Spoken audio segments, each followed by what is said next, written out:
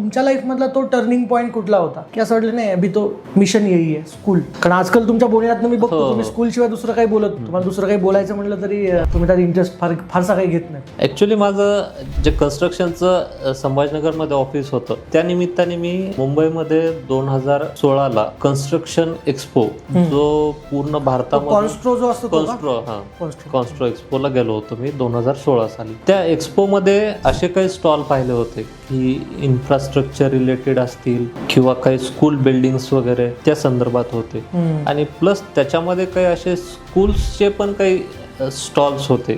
सहज मी जेव्हा त्यांना व्हिजिट केली तर त्यांचे काही ब्राउचर्स मला हातात पडले आणि जेव्हा हातात पडले आणि सहज जेव्हा त्यांना इन्क्वायरी केली की फीस वगैरे सगळ्या गोष्टी, तर त्या फीस ऐकून मी एवढा शॉक झालो मुंबईमध्ये की 1,48,000 रुपये फीस बापरे पहिलीच्या मुलाची. म्हणजे मी विचार केला आपलं 10वी पर्यंत शिक्षण एक तेवढ्या अमाऊंट मध्ये जर झालेलं आहे तर हे फक्त एक वर्षासाठी एवढी फीस घेत आहेत. मी ऍक्च्युअल कन्स्ट्रक्शन एक्सपो पाहायला गेलो होतो पण जेव्हा ही फीस जेव्हा पाहिली मी तर मला वापस मुंबईपासून संभाजीनगरला येऊपर्यंत माझ्या कंटिन्युअसली डोक्यात विचार येत होता की एवढी फीस घेऊन नेमकं शिक्षण काय देतात, काय शिकवतात, काय शिकवतात, एवढी फीस घेतात, काय शिक्षण देत असतील. पर ते विद्यार्थी किंवा आपले विद्यार्थी शेवटी कुठंतरी 12वी नंतर एकाच ट्रॅक वरती येतात. एक्झॅक्टली तुम्ही एमपीएससी थ्रू जा किंवा सीईटीची एक्झाम देऊन जा, कुठंतरी एकाच ट्रॅकवर येतात. आपला जिल्हा परिषदचा विद्यार्थी असो किंवा इंग्लिश मिडियमचा असो किंवा स्टेट बोर्डचा कुठलाही विद्यार्थी असो, ते विद्यार्थी